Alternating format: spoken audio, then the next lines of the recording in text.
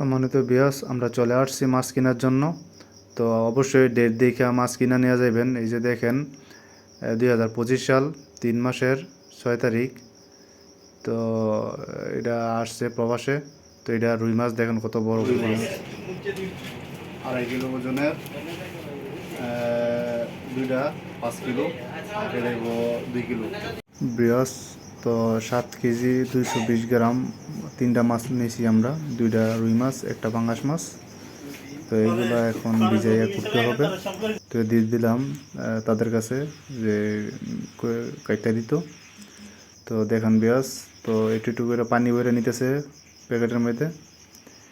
5 minute একটু ভিজাইয়া সারলে তারপর এই মাছগুলো কাটবে। তো এখন মেশিন চালু দিয়ে দিবে, মেশিন চালু দিয়ে দিছে। তো এখন পাঙ্গাস মাছটা কাটতেছে।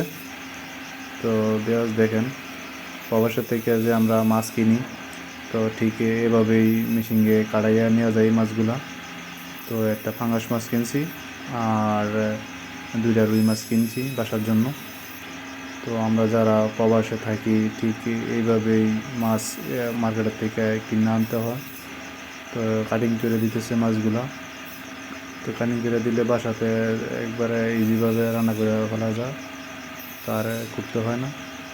তো খুব সুন্দরভাবে পিস করে দিতেছে ভাইটা। তো আমরা যারা প্রবাসে আছি অবশ্যই আমরা এইভাবেই প্রবাসের জীবনগুলো কাটে। তো বিয়াস দেখেন, মাছ কিনে সেরা মাছ কুইটা নিয়ে যেতেছি।